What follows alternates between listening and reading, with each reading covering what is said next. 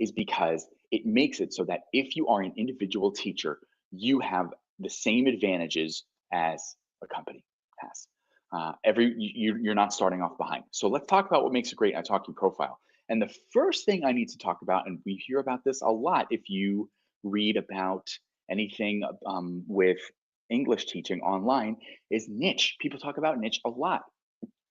So I want to address this. So a niche to me means the right level of zoom.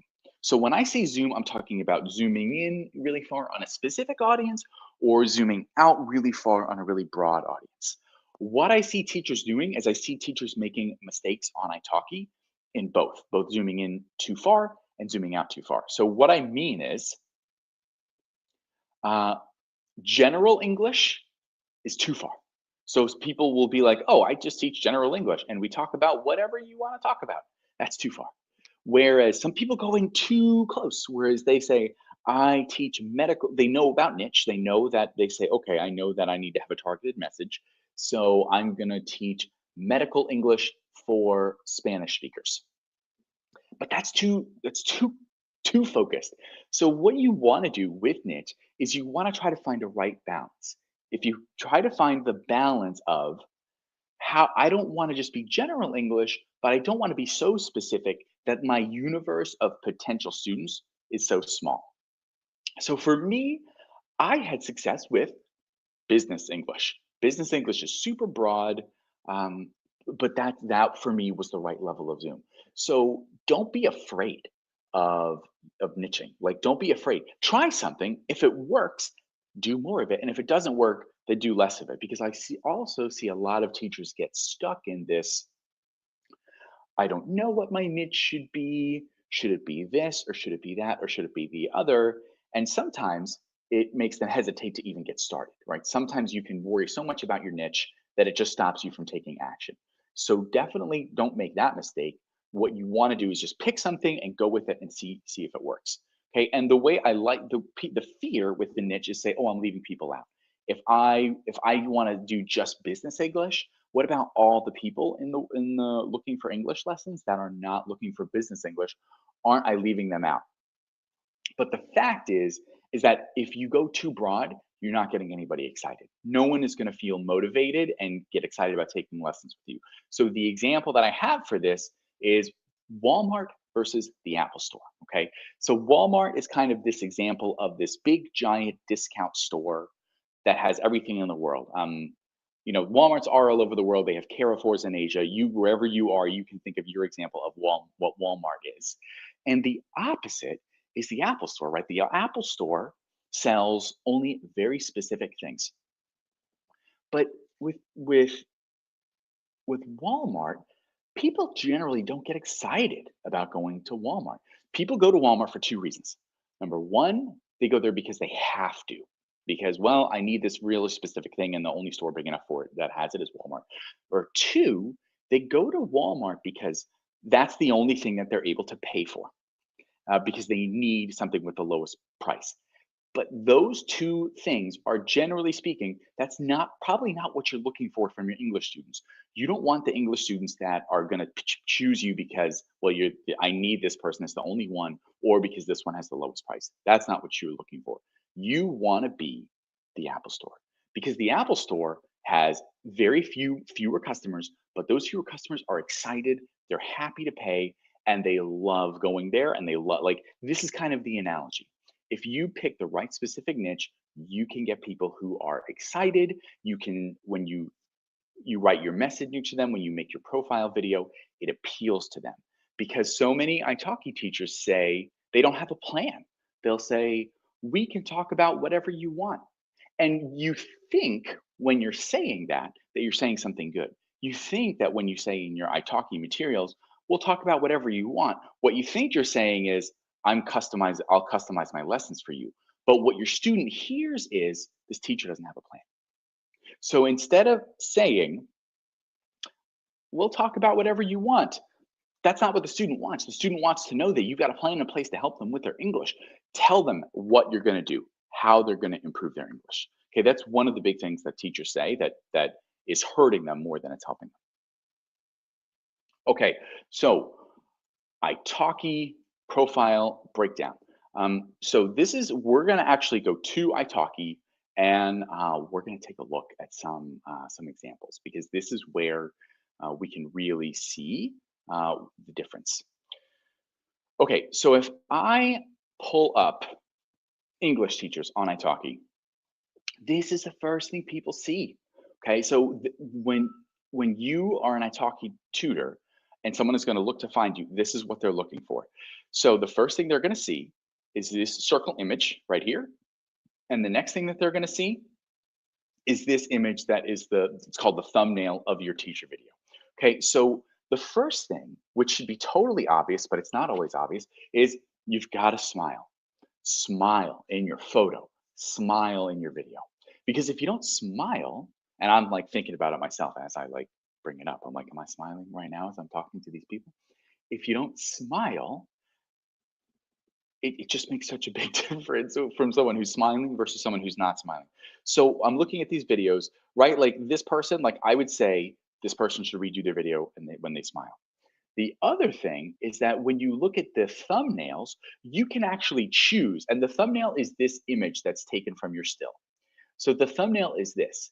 So this is what people are looking at, right? When someone is looking for a teacher and they're looking at through this and they're trying to find someone, this is like you when you're walking through a mall. When you're walking through a mall and you're looking at the stores, you're looking at the windows and what they have in their displays. Stores spend millions of dollars testing and tweaking and experimenting what they put in their windows, because what they put in their windows determines who walks in the door. Because you can't sell anything to anybody if they don't walk in the door. You got to get someone to walk in the door. So here, all people can see, they see so few things. They see your photo, they see your thumbnail, they see your price, they see what you teach. That's like 4 things they have to make a decision. That means if you can do there's like only 2 things that are within your control, right? Your image and the thumbnail image. This is the beta though, which not everyone uses. On old italki, you can't see thumbnail. Okay, that's important. So even for that, the image still is crucially important, because when you smile, that's what they see. It's like it actually makes it even more important because they're seeing less information. And what they see there on the old italki, and I'm glad, Nora, that you brought that up, is they see the short introduction. So what they see, I think it's this piece of information right here. If you click on intro, I think they see this instead of so if you were to click on intro, this would be the sample of what everybody sees. And so that's also critically important because there's just so little information. So if I scroll down, look at Tanya. I don't know who this person is. I don't know anything about this person. I don't know any of these people that I've scrolled through here. I've just simply looked for English teachers, but she's looking at the camera, she's smiling. It says how to book a lesson with me. She's done her own custom thumbnail, and it makes a huge difference. So someone who has something like this, and it doesn't matter what you look like. What matters is that you're looking at the camera, you're well lit, you're smiling, right? So when you do that, that is what is going to make a huge difference, as opposed to something that is poorly lit, you're looking away. And I'm hammering this so hard because the first step to getting a student is getting them to look at your profile. You really want them to look at your profile. All right, so let's look at my profile. Okay, so you can see here's my image. I did some basic image editing, and I put learn business English on italki with Chris, right? And this took about 2 minutes. I just wanted to make sure that people could see it, and I'm smiling and I'm well lit, right? Those are the big things. If nothing else, you just got to make sure that you're smiling and you're well lit. The first thing I want to talk about is the teacher profile. So the old italki teacher profile just let you use a block of text. Okay, there's nothing like in my teacher profile, I just have a big block of text here. The new italki teacher profiles, I'm pulling up this teacher, and I don't know this teacher, I just clicked on one, has it broken out into these sections. About me as a teacher, my lessons and teaching style, and teaching material. And for teaching material, all you can do is click check boxes of the things that are included in your teaching material.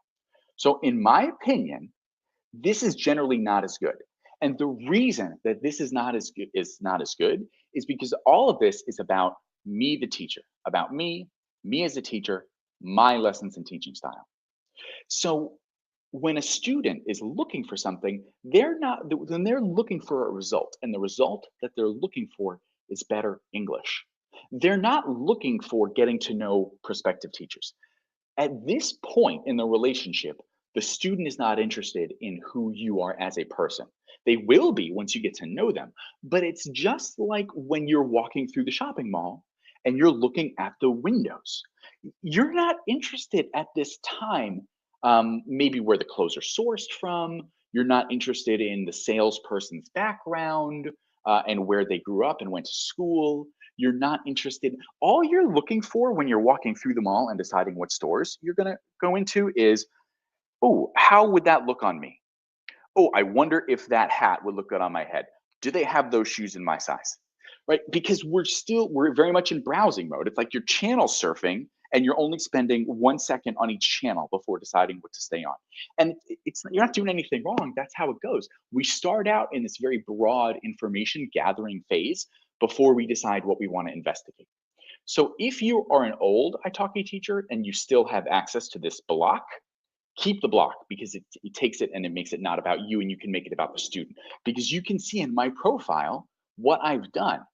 If you are a professional or otherwise need English for work, and despite your level, you still can't express yourself clearly, then you're in the right place. So in all of this, I'm using you, student, on my profile, not I'm Chris, I'm a great teacher, I have so much experience, blah, blah, blah, blah. People don't care about that yet. Of course they don't, because they don't know me. What they want to know is, can this person deliver the result that I'm looking for? So, what I'm doing, number one, is I'm talking about you, student. And the other thing is, I'm not talking to any old student. I'm talking about my specific student, the student that I want. If you are a professional or need English for work, and what that means is, if if that's not them, if someone is not a professional or learning English for work, what are they going to do? They're going to move right along, and that's good because I don't want them. I want the student who, when they read this, they go, "I'm a professional. I need English for work." Because when you have someone have that reaction, that's someone who is interested. You don't want someone who's like, well, maybe, I don't know, I guess. Like, this is just an English person. Maybe I could talk to them. Maybe they're cool. You want to feel like, you want the reaction that the person, when they're reading this, you want them to go, this person's talking to me. Because if they feel understood, then they will know, okay, this person understands me, so they can solve my problem. So this first paragraph is all about you. It's all about the student. It's all about what you're able to bring to them, not about who you are. And the next thing that you can do in a successful profile is connect English to a specific outcome in their life. Because very few people learn English, and I've talked about this a lot, but very few people learn English for fun. Very few people learn English because they are a polyglot. Most people learn English as a means to an end. So really, it's not about learning English, because I mean, language learning is fun only for a certain segment of people. So if you make it too much about just learning the language, you're gonna lose sight of what the student's goals are. Because here, okay, in order to just take the next step in your career and your life, you need to improve your English. Whatever your dream is, we're going to talk about the important things in their life, not English. Whether it's a promotion, travel, or just feeling better in your work life. Feeling better is a great motivator. English is what's holding you back. And there comes a time when simply watching movies or having the same conversations you've always had doesn't cut it anymore. So, what I'm doing here is I'm connecting English, not as holding English up as all we talk about is English, to saying, why? Why do you want to learn English? When we talk about why you want to learn English, we're going to connect it to your bigger dream, and that's going to really be the thing that motivates. So, and this is just like anything. When you have New Year's resolutions, when you start going to the gym to work out, one of the things that they'll ask you, like if you join a gym, they'll say when you're signing up, they say, well, why? Why do you want to go to the gym? Because it's the same thing. People don't want to go to the gym because they enjoy, lifting dumbbells. Bodybuilders do. Very small percentage of people, right? It's like polyglots. Very small percentage of language learners. You don't enjoy, people usually don't enjoy just going to the gym and working out or going for runs. Why do they want to do that? Because they want to look good in a bathing suit, because they want to have more energy, because it boosts their self-confidence. It could be anything, and it doesn't matter what it is. The point is that you need to connect what you're offering, improved English, to whatever that goal is for your students. So for me, I don't know what my students' goals are, but I'm offering them kind of some choices, right? Are you trying to, maybe you're trying to take your next step in your career? Maybe you need a promotion, maybe you want to travel, maybe you just want to feel better. Just in case, I'm offering several different choices of what a person might have as their motivation. Jennifer, do I use Zoom or Skype, or does Italki have their own camera settings? Italki is rolling out their own classroom. It's in beta, just like their new site is in beta. Um, but I always like Zoom. Zoom just is better for so many reasons. It's got better audio and video. It's got better screen share. So even when Italki, there may come a time in the future, and I'm just speculating, when Italki says you must use our Italki classroom. Unless and until that happens, I always recommend Zoom. It just works better. Okay, and so then the next thing to do is I have here, you're here because you know you need something more. Okay, so we're tapping into this bigger thing. All right, so this is where I start setting myself up as an expert. Ultimately, I'm not an English teacher as much as I am a communication consultant. We'll discuss the situations where language is holding you back, and we'll recreate those situations together so you have a safe place to practice your skills. So this is where I'm telling my student this, and this is the first place I talk about me. So in all of this block of text, I haven't said a thing about me. They don't know about my qualifications. They don't know about my experience. They don't know anything about me. But the first thing that I do when I talk about myself is I'm communicating to them that I am an expert, that I am not just an English teacher in an ocean of English teachers. This is what I do that makes me special. And so you need to communicate something that makes you special. And it doesn't matter what it is, but what makes you special. If you don't know what makes you special, ask students. Ask your students, hey, 5 minutes at the end of class, could you tell me what you enjoy about our lessons and my teaching style? And you may hear things that surprise you. Your students may say things like, "Well, yeah, I really like the way you break down complex information or something and make it really simple and easy to understand." Whoa, wow, that's great. Maybe you know that about yourself, maybe you don't. But that's something that sets you apart. That's something that makes you different from an English teacher in an ocean of English teachers. Maybe the teacher says, I just loved your positive vibes, and you have such good energy when we talk, and I leave all of our lessons in a great mood. Whoa, that's super special. And everybody has that. And, whatever your special thing is that you bring to the table, if you don't know what it is, ask your students, and then you can actually use that when you talk about yourself. Because when you talk about yourself, that's what you should be communicating. Here's the off to class part. Once you schedule a trial lesson, I'll send you a comprehensive placement test.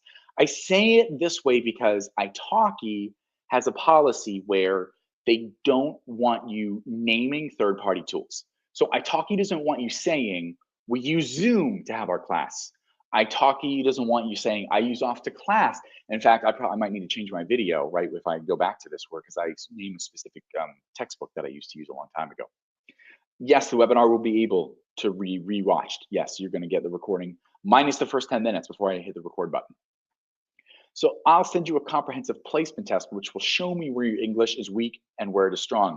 During the trial lesson, we will discuss the aspects of English that you struggle with, and we'll develop a plan for how you'll improve. That way, even if you never have another lesson with me, you'll have a good idea for what you need to get better. So this is doing two things. Number one, I'm setting myself up to be very professional with the placement test, because the off the class placement test allows you, if you send it to someone before you meet with them and they take it, and then the first time you meet with them, you're not like, so what do you want to do to get better with your English? What do you want to talk about? You can come to this meeting with them and saying, here's your weaknesses. 1, 2, 3. Here's my plan for how we're going to help you get better. 1, 2, 3. If you can do that on your trial lesson, you will make students go, this teacher knows their stuff. And that's the reaction you want them to have. You want to project you are confident and you have a plan, and using the off to class placement test before you meet with your student allows you to be so much more professional than any of the other teachers who are not doing that, because they have to spend half their trial lesson figuring out what the students' weaknesses are.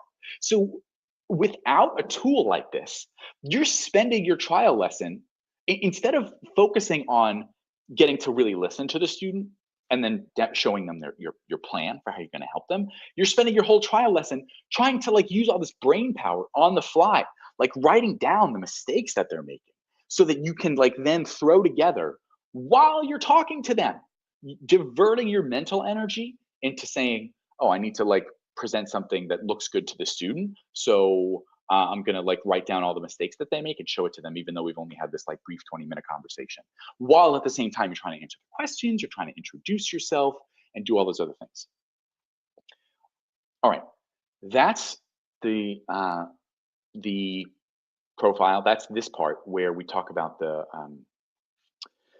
this is your written introduction. Okay, so the next thing I want to talk about, and guys, thanks for the questions. I see that Chris is answering a lot of the questions in the chat, which is great. And so let me just pop in here really quick. So Jennifer, for the placement test, what is the order you approach this? As soon as somebody books a lesson with me on italki, I immediately say, hi, so-and-so, and I type them this message. That's why I'm not just having hand spasms. I say, hi, thanks for booking your trial lesson. If you'd like to take the placement test before we meet, please type your email address here. You need an email to send the placement test. You don't need an email address. You could use a fake email address. So the other alternative would be I could just write a fake email address and say, hey, so-and-so, here's your login information. But I don't do that because I feel like it does work better. Students usually give their email address because they're excited about their trial lesson. So I ask for their email address. They type their email address. Once they type their email address, I go to off to class and I send them the placement test. Then I write to them on italki. You should have instructions for your placement test in your inbox. Okay, cool. Just scrolling back to the chat. It looks like everything has been essentially addressed so far. Okay, great, good. Okay, profile breakdown. Video, video. I mean, this is huge. So many teachers are scared of the video. I mean, just type it. I mean, who gets nervous and feels self-conscious when they're making a video? Will you just type in the chat box if this is you? I feel like there are so few people who are like, I feel easy. This is easy and fast, right? Ronnie says so easy. Okay, I don't know if that's sarcastic. If you're not being sarcastic, then that's awesome for you. You're one of the few. How did I get the background in my photo? Are you talking about my profile photo? It's just bricks. I got back up to some bricks. Okay. Oh, Ronnie, you really do love it. It's a work of art. You know what? That's awesome for you. Then this part won't apply to you. Okay, cool. So let's talk about your video. So here's the thing.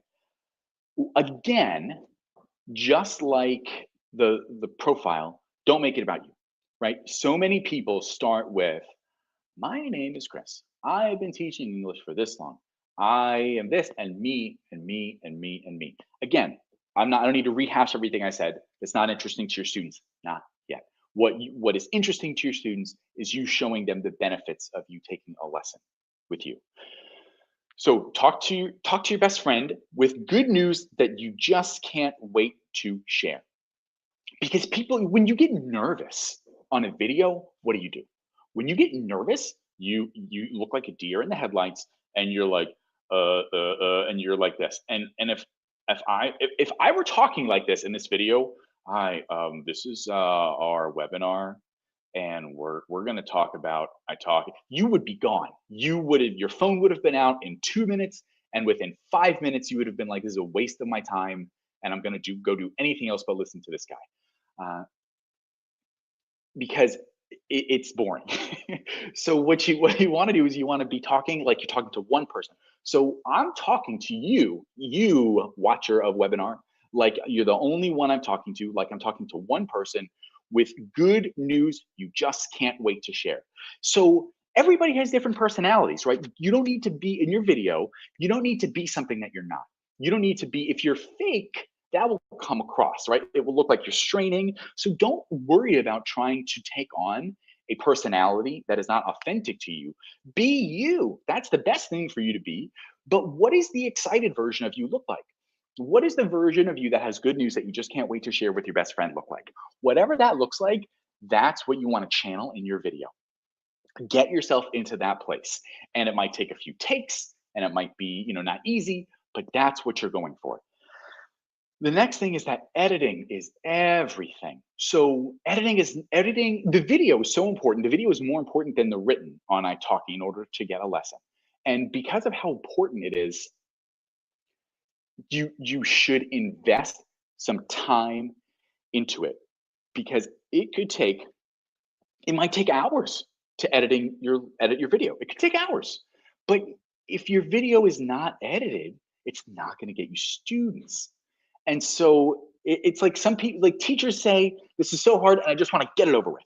And I'm just going to talk for 30 seconds. That doesn't work. And you can do that. And if you stay in that feeling, then you're going to have a hard time. Okay. So what you want to do is you want to get in a place where, I don't know, people talk about backgrounds. I mean, a blank wall is boring, right? Like this is boring. Like I've done things before where I'm like in my kitchen, right? So I don't know. People say a kitchen is more exciting. I don't know. I chose a brick background.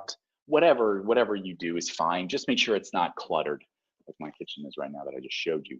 So when you do it, you look at the camera. Look at the camera because it's no good if you're not looking at the camera because you can tell when someone's reading. If I was doing this webinar and the whole webinar, I was like, talk to your best friend.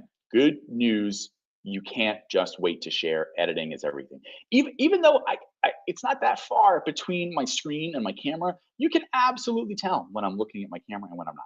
So this is part of why the editing process is so important. So when I was doing my video, on my italki video, which you can see here, let's just peek at it really quick. I'll press play and mute it. You probably can't hear it anyway, but you can see that I'm looking at the camera. The other thing that you will be able to see if you look carefully is, and I don't know how smoothly it's playing, so it might not work, but you'll see like the little chops, the little half a second where it looks like an edit. Dorcas, yeah, that's just a brick wall. There's nothing special on that. I just found a brick wall and sat in front of the brick wall. So when I made my video, this is what I did. I had my script. I wrote down everything so I wouldn't have to wing it. I wrote it down and I had it in in front of me, and I had my paper right here, right under. And I would go like this. I would go, okay, my first sentence is, hi, my name is Chris and I'm an English teacher. Okay. Hi, I'm Chris. I'm a business English teacher. And then I read my next sentence. Do you need to improve your English at work? Do you need to improve your English at work? Right? Like that. And it sounds silly, right? But that's what I did. Because whether you have a Mac, which has iMovie, or whether you have Windows, which has Windows Movie Maker, they make it very easy to, all you have to do is cut out those parts where you look down and you look back up. Just by doing that, you're going to have a video that is so much better than almost all the other videos that are on italki because people are afraid. They don't like doing this, so they feel nervous when they do it. And they have this attitude where they say, I just need to get it over with. And those things, if you don't edit and you're just trying to get your video over with, they so often will lead to you not getting students. So that's why when we go through this, that's why I would say invest some time learning don't go crazy. You don't have to buy a program. You don't have to buy a book and learn how to use it. But you should just say, okay, whatever the free tool is on my computer, iMovie, Windows Movie Maker, learn how to use that just so that I can do two things. One, I'm going to cut out the dead times between when I look down and when I look up. And the other thing is that you add just a little bit of background music. The tiniest low volume bit of background music makes all the difference in the world. Someone says, Movie Maker doesn't work anymore. Okay, so the one that I've heard is good is called VideoPad. VideoPad, typing it in the chat. VideoPad is a Windows movie editor that I'm on a Mac, so I'm not an expert on Windows, but I've heard that it's similar to iMovie. Okay, So, and it's just bare bones. You don't need anything fancy. You don't have to buy something. Video pad is free. That's why I recommend it, because it's just something that's going to let you do some super basic stuff. Okay, trial lesson. So this is where like the rubber meets the road. Your student comes in, they go to your profile, they see they look at your profile, they like it, they book a trial lesson with you. This is where what it really kind of all comes down to. You're meeting them. This is like your interview with them. If they like you, this is when they're going to decide to, buy more lessons with you. If they don't like you, then you won't see them again. So it's super important to do a trial lesson. When I did trial lessons, when I first started, my trial lessons were $1. Uh, and that meant that students would take my trial lessons just on a lark, and they would be like, even if they couldn't afford my lesson price, didn't matter. They would just buy a trial lesson. And the reason that I purposely did that, I mean, I was charging like $40 an hour for lessons and charging $1 trial lessons. And the reason is because a trial lesson is a skill, just like anything else. You get good at it, right? Just like webinars, right? Like the first time you make a video, the first time you do a webinar, the first time you ride a bike, the first time you do anything, it's terrible, it's ugly, you stink at it, right? That's life. But you do something, you practice, you get better. So with your trial lesson, if you're struggling to get students on italki, $1 trial lesson or whatever the cheapest is, they let you do it, because for no other reason you need to practice. You're not doing it for the money. You're not doing it for that $1 you're going to make. You're doing it for it's your skill, and you're going to improve by practice.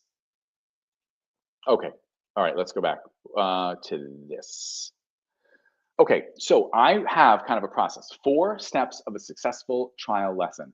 And this was taken from something that was like a little bit longer. So I'm going to be a little bit quick with this, but that's where we get, you get the replay will come in handy if I go too fast. And I'll be taking time to pop in the questions. Thank you, Nora, for answering Benjamin's question. Next. Okay, the 4 steps of a successful trial lesson. Okay, here we go.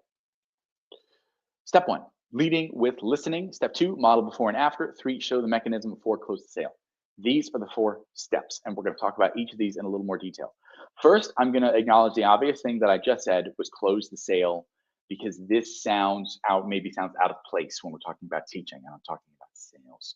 So the reason that this is an issue is because selling conjures images of the snake oil salesman, because it's like, oh, what if you're, I don't want to be salesy, and the snake oil salesman like takes their money and it's all about being manipulative and sleazy and scammy. So here's what I have to say about that.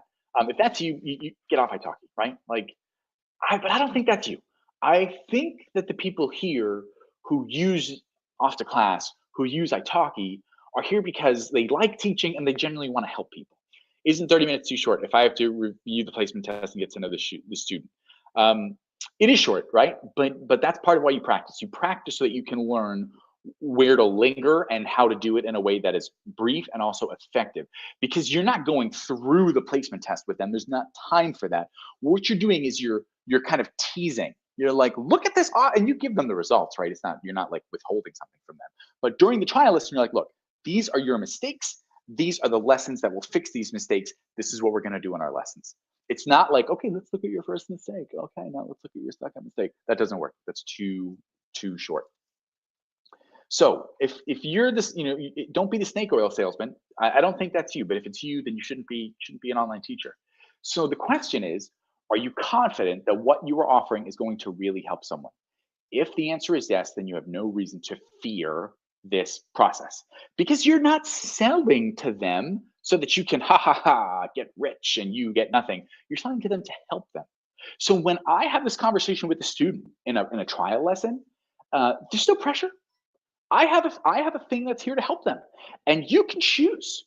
Would you like to take my help or not? And look, whether you get help from me or get somebody else, I don't care. If you want help from me, this is how it's going to go, and you can make a decision that works for you, right? If this works for you, great. If it doesn't work for you, great. We're good. We're friends. So that's how it goes. So the fear of selling comes from 2 places: self-consciousness and fear of rejection. So it's like either I feel weird about it, or I'm afraid that the student is going to say no. That's where this often comes from. But selling something that you truly believe in is in the best interest of the customer. It's not something to be ashamed of. It's something to be proud of. So if you're proud of what you're selling, then you have no reason to sell it. I know that my lessons help people and they make people feel better and help them reach their goals. So it's like I don't promote myself because I'm like, I'm Chris, I'm the best teacher, and me and I'm number one. I promote my lessons to say people really find this helpful, and I know this can help you. So this is how we sell. All right, so let's break down. When we talk about these four steps, which one do people think is the hardest? People usually, what do you think is the hardest? One, two, three, or four? Any idea? Any guesses? Put a number in the chat. Which one is most difficult here? So either leading with listening. Okay, people are smart and you're on to me, right? So normally people be like, close the sale. That's hard. That's what people think. No, that's wrong. The hardest part is leading with listening. And you seem to intuitively know that, which is great, which means you're kind of ahead of the game. So here's the thing. You're looking for their main problem and their big goal. That's what you're looking for. And the problem, this is why it's hard. The main problem is not what they say it is. For example, native speakers don't understand my accent. The problem is not pronunciation if somebody says that. When native speakers don't understand my accent, that's the context. It's not the problem. The problem is that they're feeling embarrassed and left out. The reason that they're there is because of a feeling. They think they're there because of a context. Native speakers don't understand my accent. Just the context. You don't want the problem. You're looking for the context. So sometimes it might seem silly, but asking, well, how does that make you feel when native speakers don't understand your accent? You want them to say, well, it makes me feel embarrassed and left out, or whatever it is that they make them feel. Because why? People buy an emotion and they justify with logic. Because if you want them to connect their learning to, like, what's the deeper reason for this? Just like when they say, why are you coming to the gym? It's not because you want to spend 30 minutes a day pumping iron. It's because you want to look good in your bathing suit, have more energy, whatever it is, right? You connect what they're doing to the real reason. Same thing with the big goal. You repeat just in reverse. Okay, so why do you want to learn? Why are you here? What's your goal? Well, my goal is to be fluent. Oh, okay, that's the context. But what is being fluent going to get for you? Well, being fluent is going to get me a promotion that I can't get. Okay, now we're talking. Now we're not talking about English. We're talking about getting a promotion. That means money. That means freedom. It means accomplishment. It means career advancement. Big picture things. Way bigger than just more fluency. Okay, so we model before and after. So once you go through their problem, once you go through their goals, you like read this specifically, right? Like you can read it verbatim. So right now, you are in this specific context. People don't understand you when you speak. You're not able to be understood when you speak, and it makes you feel embarrassed and left out. And as many contexts as they've given you, you repeat back. And your goal is that when you are in the situation when you speak, that people will be able to understand you easily and confidently. That will allow you to, and then we go to their bigger dream, that will allow you to get the promotion, which will help you, get the better job, which will help you advance your career, get more money, whatever it is, and avoid feeling this embarrassed and left out. Is that what you want? Do I understand you correctly? That's what you do. And when you do this for somebody, right? And so here you're taking the before, this is the before and after, you're modeling before and after. And when you do this with somebody, they say, yes, you're making them feel understood. And this is so much different and better than, this is me, I'm a teacher, here's how I help. And when you say, is this what you want? And they say yes, you say, oh, okay, I can help with that, as long as you can, right? If you can't help with that, then you send them somewhere else. And then you show the mechanism. So when I say the mechanism is what makes you special. Because research says there's very few things that matter when it comes to language learning. According to research, science says one-on-one is better than groups, a little every day is better than a lot on fewer days, and master simple things before moving on to complex. In all of the body on research on learning, these are the things that most people agree on. Everything else is kind of like, there's opinions. One-on-one is better than groups, a little every day is better than more time in fewer days. Master simple things before moving to complex things. So if you're doing these things, then it doesn't matter what makes you special. So it doesn't matter what your mechanism is. What matters is that you have a plan, you are confident, and you have a way to show it to the student, right? Whether you're screen sharing or whatever the heck it is you're doing. Okay, then if you do these things well, now it's when we go to close the sale. Done right, there's no close the sale. Done right, if you do the first three things correctly, your student says, okay, let's do it. How do I get my lessons? Okay. So ask if the student has questions, tell the student you talk about price, you ask them if this is going to make sense to them, ask them if they'd like to schedule their first lesson. Easy peasy, no pressure, no weirdness, just a conversation. So this is kind of how that goes. Now, the last part of this is how do you make this go? How do you make this system sustainable? Because as we have talked about this, one student is fine, but what about 5 students? What about 10 students? What about 20 students? You can't do this if you're spending an hour of preparation for every hour that you're teaching. So I've already talked in detail about how the off to class placement test helps you appear more professional. Craig got 25 students. Dude, I don't know how you do that. I was never able to do 25 students. Um, that's not easy. So when you have off to class is the answer. Look at that, boy. You wanna hop up here and present for me because you do a better job than me. So when you have this system, when you're growing, when you're taking on more students, right? How do you keep your head above water? How do you manage? And I'll just point to my friend Craig. You're off to class because what you need is a system for how you can be present with students, how you can grow without running out of energy. Because if you're coming into lessons and you've done a bunch of them in a row and you're not at your best, your students can feel that. And especially if like, oh boy, I've got to spend all this time planning my lessons, it just doesn't work. So that's why off to class really, really helps. So like if you are on off to class, once someone does the placement test, they have all the lessons that they need for grammar are in one place. So it's like if I pop over to offtoclass.com and I mean if you guys are off to class, you just write, you know what I'm talking about. I'm not logged in, so I'm not going to bother with that because I have to use my code.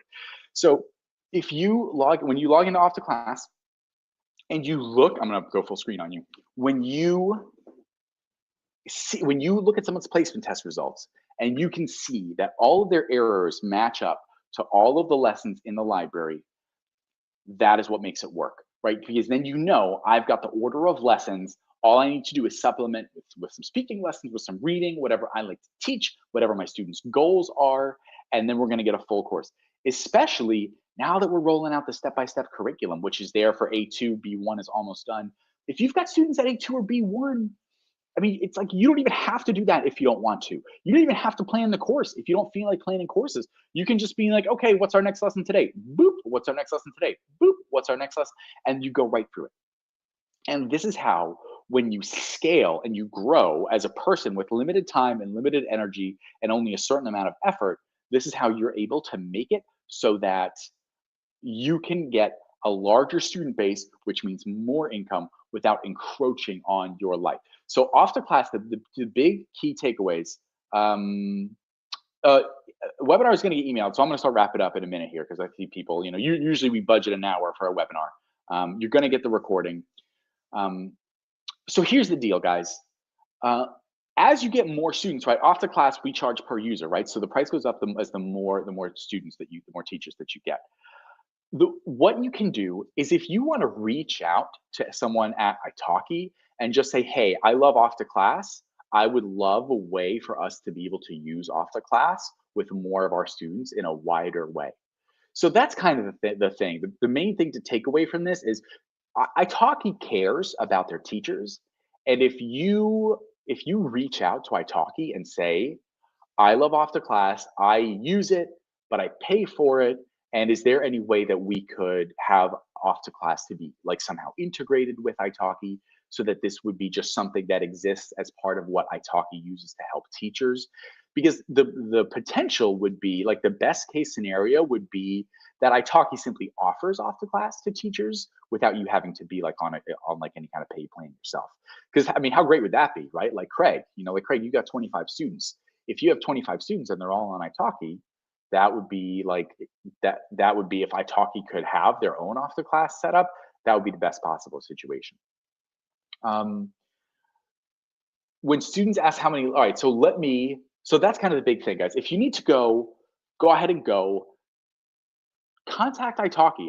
Whoever your point of contact is, whether it's teacher support, whatever email address you reach out to for help with stuff. I mean, just reach out and say, hey, is there any way we could work? You guys could have a relationship with Off to Class because we would love to be able to. I would love to be able to use it with my students. Okay, questions.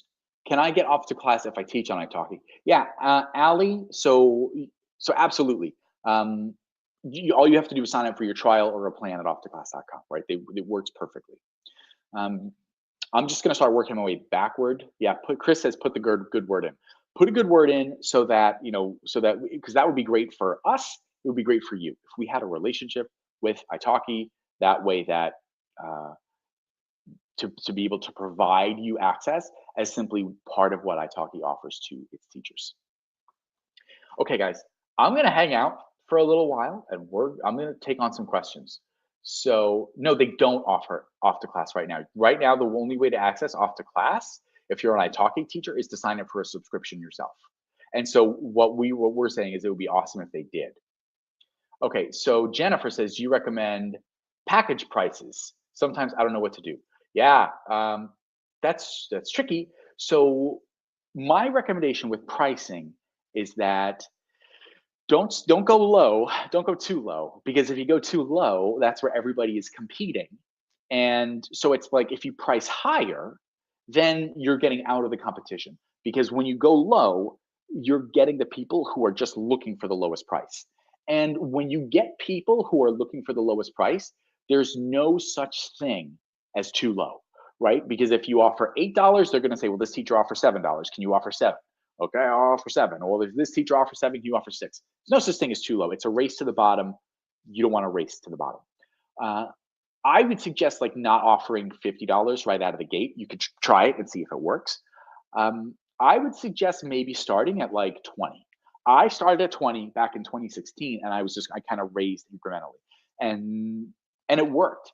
And when I raised prices, I would just say to my students, hey, listen, I'm raising my price. I would love it if you stayed with me.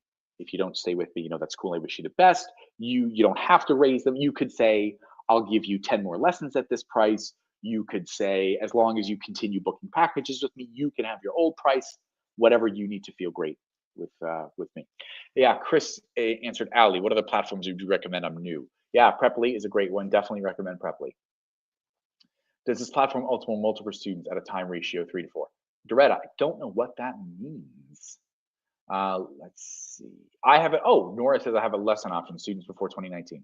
Okay, scrolling up for another question. Do you recommend a separate blog to attract students to give them supplemental lesson content? Whatever you can do to get yourself online is great. So yeah, you want to like that. Creating content is a great thing. It's not a bad thing. So if you have a way that you want to create content, and it doesn't matter whether it's social media accounts, a website, anything you can do that you do it if you enjoy it. If it's a chore, you're not going to like it. Then it's going to be a drudge, and then you're not going to do as good of a job. So only do it in as much as that it brings you joy. Okay, scrolling back up for more questions. If you have more questions, stick them at the bottom. If I haven't answered your question, you've got a question, don't wait for me to get to it because this chat box is huge. So type it at the bottom. And every time someone types a new question, it scrolls me all the way back to the bottom. So I may not be able to get to. Can you teach 3 or 4 students at a time? Yes, Doretta, you can teach 3 or 4 students at a time. Not on italki. You can do it in Off to Class. Off to Class is italki is strictly one-on-one. Off to Class with a premium teacher plan, you can do groups. And instead of enrolling 1 student at a time, you can enroll groups. Kathy, how do I attract business English students? So Kathy, you attract business English students by addressing the concerns that business English students have. So if you look at my italki teacher profile, it's italki.com/Chris Rush. It's up. You can go look at it. You can copy it. I don't care. Lots of people have copied my italki teacher profile in the video. Go look at my profile, and I'm addressing concerns. So what are the concerns that business people have? I want to be clear, and I want to be clear in meetings. I want to understand everything when I'm talking to clients, right? Everyone has the same concerns, but you put it in the context that's real for them. So you attract business English students by telling them you can help them with the contexts that apply to them. Are you in this context? Do you need to write better emails for work? I can help you with that. So, and that's different from someone who wants to do English for vacation, right? Do you want to be able to order your martini on the beach accurately? I can help you do that. Do you need to know how to book a hotel reservation? I can help you do that. Whatever your niche is, you attract people in that niche by addressing the concerns that they have. And it's helpful. I'm just making it up. It's helpful if you don't make it up. It's helpful if you really know, and if you don't know, ask. When you have a student with the niche that you want to teach in, ask them what their real concerns are. Hey, what are your concerns? And when they tell you their concerns, you write them down, because those are the ways that you're going to attract them. Does Off to Class have lessons focused on engineering? We have 25, I think, business English lessons focused on a variety of topics. I'm not sure off the top of my head if engineering is one of the topics. It's definitely wouldn't be like a course, but look, this is what I've found. I have been a business English teacher using Off to Class's lessons for years. You don't need business English material. All you need to do is apply it to their context, okay? That's really all you need to do. Business English is just a context for how you're improving general English. If you improve their general English, you improve their business English. So what I do in business English lessons is, in addition to what Off to Class offers, I'll say to them, tell me about your job. Tell me about the situations that you struggle in. And we integrate those conversations with the Off to Class material. That's what I do for business English. A long time ago, I used textbooks, and I had bad scans of it just didn't work very well, right? Off to Class is just way better than trying to force something that's like, oh, this is business English material. In my experience, it's much more effective just doing general English and applying it to business. Jennifer, how many teachers are on italki? Hundreds, thousands, maybe, I don't know.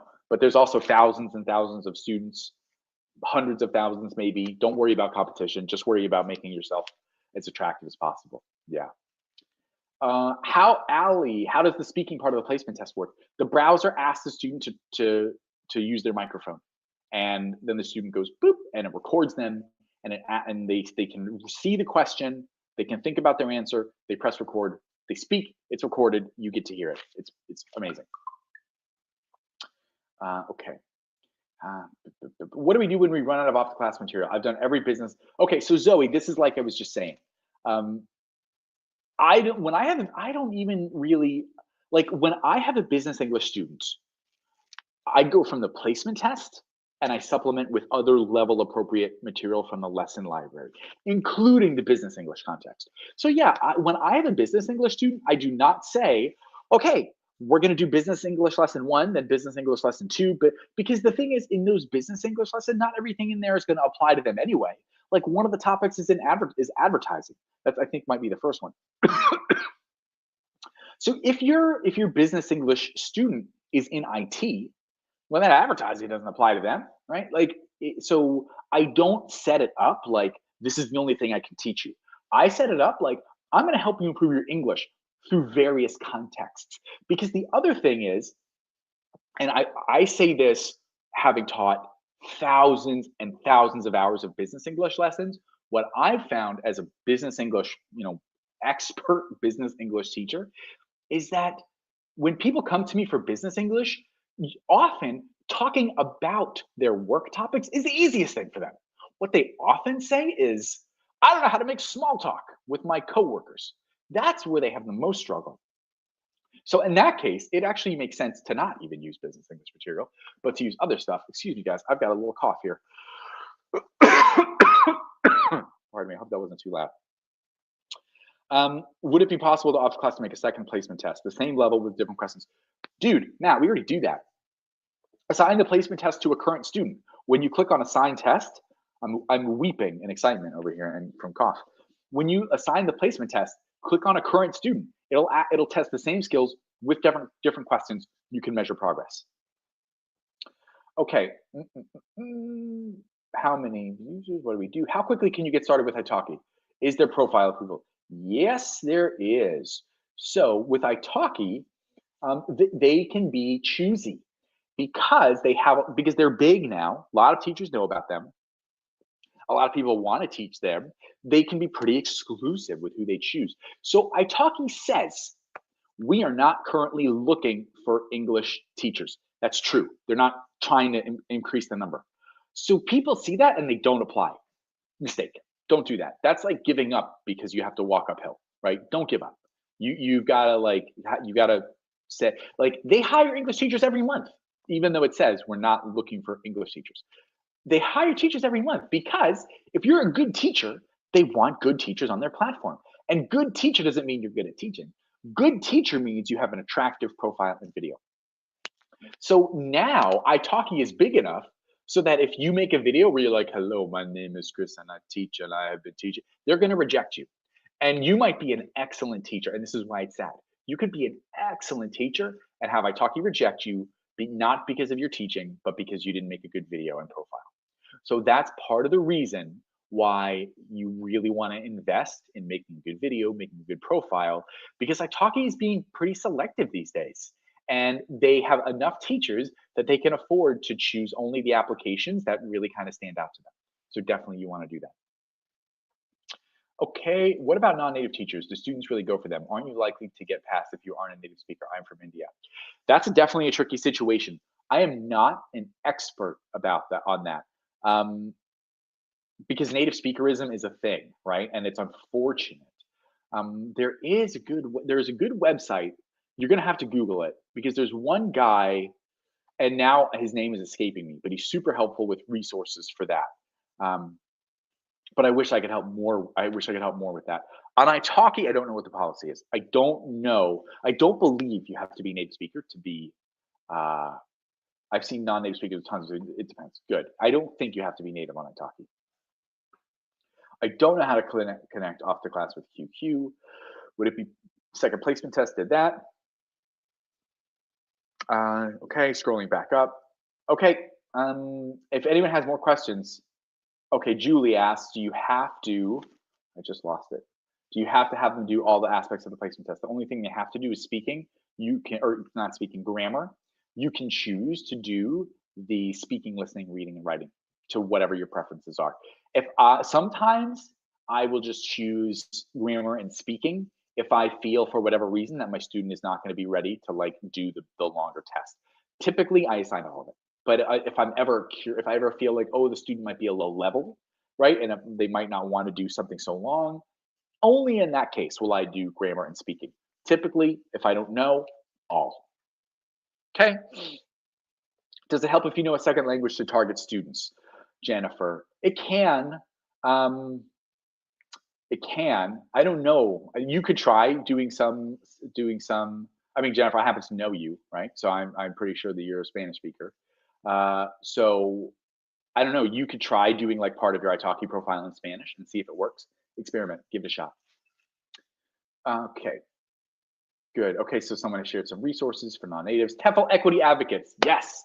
Thank you, Marcia. That's who I was thinking of.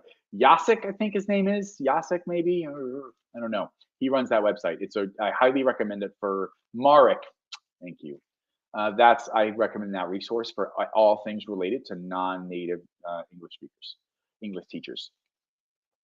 Okay, when student asks how many lessons they need, do you give a number apart from saying it varies? Okay, so this is up to you. But for me, going from the principle that less time more often is better than more time less often. Look, I only want serious students when I teach. I don't want someone who's going to show up once a month and then forget what we did last time. I don't like that as a teacher, right? That makes me feel like I'm not valued. I don't like that. I tell students once a week is good, twice a week is better. Once a week is minimum, is what I tell. Once a week minimum, twice a week is better, more if it works for you. And sometimes I have students that do 3 and 4 a week because they've got a thing coming up and they want to do it. And that's great. It's great for me. It's great for them. Everybody wins. They improve faster, which means they're happier with the lessons. So yeah, the more the better. Okay, how many teachers? We did that. Okay. Okay, everyone. I think. Yeah, anyone has any last minute questions, can use italki to sign up new students and at some point take them privately to the Zoom off to class. That would be a big mistake, in my opinion, Lon, because like any of these platforms, they're going to have rules that say anyone who contacts you through the platform, you can only teach on the platform. And if you try to take them off the platform just to save 15% of your lesson fee for that particular student, because if italki were to find out, they would boot you off the platform. And for me, italki was my income. That was my livelihood for 2 years. That if italki booted me, I would have been in a serious bad situation. So it was no way worth it for a measly 15%. And the other thing is, I didn't have to worry about being a bad guy if a student didn't show up. I didn't have to worry about anyone not paying their bills. I didn't have to worry about like scheduling conflicts. All of that italki handled. I'm so happy to have to pay italki 15% to handle all that stuff for me. So definitely don't recommend that. Plus, it's just unethical and you're being shady, and that's not good. Julie, do I do hour lessons? Usually, sometimes I would do half-hour lessons if the students ask for it. Did I ever terminate a student because they were missing classes? And how do we deal with late no-shows? I didn't ever terminate a student. I didn't ever say, you're fired, student. I don't want to teach you and I don't have to. On italki, the lessons expire after 6 months. So I can't even tell you how many people have bought lessons and done one or two, and then they stop showing up. And then at 6 months, at the end of 6 months, you just get the payment. I once had a guy buy a 20 lesson package and he showed up for one of them. And then 6 months later, I got paid for 19 lessons that I didn't teach all at once. And I was afraid like the guy had something bad. No, I checked him on Facebook. He was cool. I don't know what happened. I never heard from him again. I'm like, was it something I said? But he never indicated he wasn't happy. So no, I don't do that. Does italki guarantee payment once they sign up for a lesson? Yeah, I don't know the details of that, but I certainly have never had any issues with italki. italki is not a fly-by-night company. italki's been around. They're established. They've got so many teachers. In the years that I've never had a single issue with an italki payment. Taxes are all up to you. You got to keep track of that yourself. I'm not a tax expert. Tax laws vary by state, by country. I pay quarterly taxes. That's what I do. Definitely talk to a professional. Do not take any tax advice from me. Does italki have their own payment system? Yes, they do. They use they process payments through like Payoneer or PayPal. Maybe they use Skrill too. I always just use PayPal because that was the one I used. How do you deal with students who only answer in short sentences? Um, that's a pretty pedagogical question. It depends on their level. I deal with upper intermediate and advanced students as a teacher, so I don't usually have that issue. Try to use stuff that's as level appropriate. Craig says leave a silence. There you go, dude. Don't be afraid of silence. Okay, guys, we're gonna wrap it up. You will get the recording to this and emailed to you as soon as it's done processing. So like in an hour. This has been super interesting. I hope you got a lot of value out of this. I had a lot of fun with this. And guys, again, just reach out to italki. For all you italki teachers out there, reach out to italki and say, guys, I would love for you to work out something with Off to Class so that we can use it with our students because it's such a helpful platform. So if I have to leave you with something, I leave you with that. You all have a great one. And any questions, offtoclass.com. You can see me in the little chat widget. Okay? All right, y'all. See you later. Bye.